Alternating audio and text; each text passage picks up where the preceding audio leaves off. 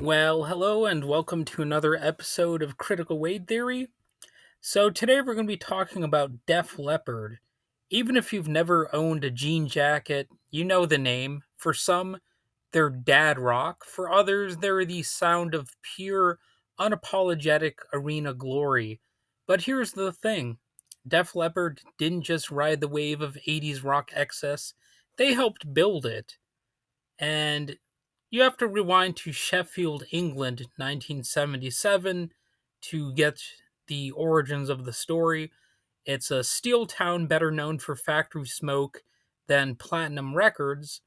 Five guys came together with a dream: Joe Elliott, Rick Savage, Rick Allen, Steve Clark, and eventually Phil Collen. Not to be confused with Phil Collins, of course. They called themselves Def Leppard, a name Joe Elliott made up in school. It sounded tough, a little dangerous, but also with flair. And the band wanted something that looked cool on a t shirt. And sure enough, their logo is an instantly recognizable one. And part of that is the lettering itself. The name does kind of stand out. They got lumped into the new wave of British heavy metal, the same scene that gave us Iron Maiden and Saxon. But Leopard was a little bit different. They weren't chasing speed or brutality, they were chasing hooks, the kind that could fill stadiums and top the charts.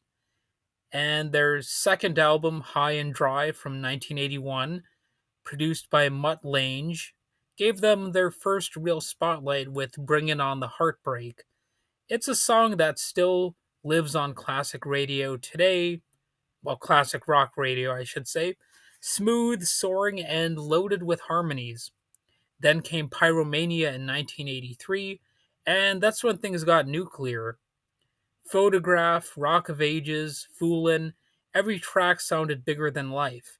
Mutt Lange's production layered vocals like a choir of rock gods, and Pyromania sold over 10 million copies in the US alone, putting Def Leppard in the same stratosphere as Van Halen and Journey.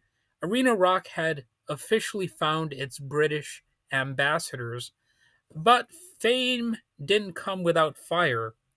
The tone often shifts to a slightly somber one whenever you look at a biography, whenever you're looking at a story of either an individual character or, in this case, a band.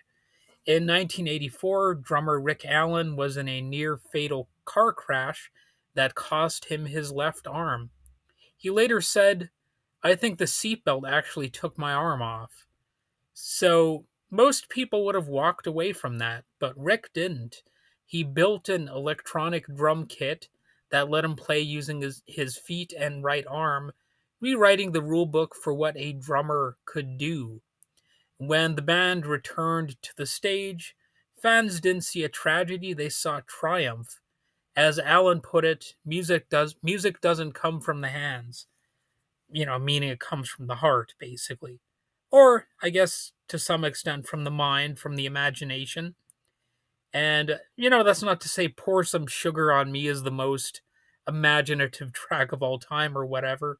It would be it, it would be silly to say that, but the point is, if you're inventive, you're going to be able to sometimes overcome an obstacle. And of course, another example of this would be Django Reinhardt, had who was in a fire, and it affected his guitar playing at first, but he learned to play with basically just using two fingers. Another example is Tony Iommi from Black Sabbath, who was in some sort of factory accident that injured his hand. He basically had the tips of his fingers cut off, but he learned how to play using these like metal thimbles on his hand. I believe they're metal, maybe plastic. I don't really remember offhand. But there are some inspiring stories of rock musicians overcoming certain disabilities and actually making them a sort of an iconic part of their story, their history. It's one of the reasons people remember Def Leppard, in addition to the catchy tunes, of course. And also, we had Hysteria in 1987, a monster of an album, over 25 million copies sold worldwide. Every song sounded like a hit because, well, it basically was. You had Pour Some Sugar on Me, Love Bites, Animal, Armageddon It, which is a sort of cutesy title. And it's one of the most successful rock albums ever. Wall to wall hits built for arenas and MTV alike. Back when MTV was still playing music videos and really still covering music. Now I could go off on a whole tangent about MTV, but they were a part of a band's success back then, and that was still the case even with a band like this. So the 90s were tougher though. Adrenalize in 1992 had Let's Get Rocked and Have You Ever Needed Someone So Bad, but the musical world was shifting. You had grunge, alternative, the fall of the hair metal empire, and of course the rise of everything from rap to techno, and of course the explosion of pop and country pop as well. You just had more variety that was competing for people's ears. And even though rock music wasn't quite in a massive decline in the 1990s, by the time the 2000s came around, rock was no longer quite the dominant form that it was, for such a long time. And if you really look at, the musical charts down the ages, you'll see that rock was never dominating the charts alone. Of course, you always had pop music, and other musicians and genres had their time to shine. But definitely, this was I guess the start of the decline of rock music.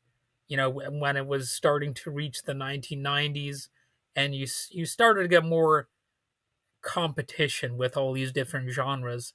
Still, Def Leppard didn't quit. They never have. Steve Clark's death in 1991 hit hard, a founding member gone too soon, but Vivian Campbell stepped in, keeping the band alive. Through the decades, they've kept touring, recording, and most importantly, filling arenas. Because for all the dad rock jokes and retro labels, Def Leppard's sound still endures today. That clean, heavy blend of guitars, harmonies, and heart is timeless. And even for somebody like me who doesn't regularly listen to Rock of Ages or Def Leppard in general, I still have that nostalgia thing going on where they're one of those bands that's just kind of hard to hate, even if they're not in my standard genre that I listen to. I tend to listen to the heavier stuff or whatever, and th- they're not quite in that category. But when I hear Def Leppard, I don't suddenly turn red in anger or anything like that. I think they're a likable band with likable songs. In 2019, they were finally inducted into the Rock and Roll Hall of Fame. Better late than never, right? And when you think about their journey from Sheffield garages to stadiums, from car wrecks to comebacks, it's more than just rock and roll nostalgia. It's proof that sometimes the biggest sound in the room comes from people who refuse to give up and who just know how to write catchy songs. And Def Leppard is loud, layered, and unstoppable. All these years later, people are still out there listening to them. And next time you hear Pour Some Sugar on Me, turn it up, at least for the nostalgia, if not for the story. And you can correct me if I'm wrong, but I think that's also a pretty standard stripper song. Like, like I've heard of that song playing in strip clubs or something. Maybe I got that from a movie. I don't know. But let me know if you have ever been in a strip club with that song playing. Maybe you were a stripper. Um, you know, I I guess I'd be interested in learning about that as well. Anyway, thanks for listening. This has been my weird little episode on Def Leppard.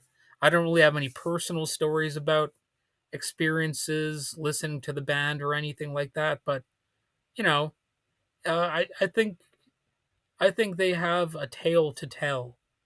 Anyway, have a good day.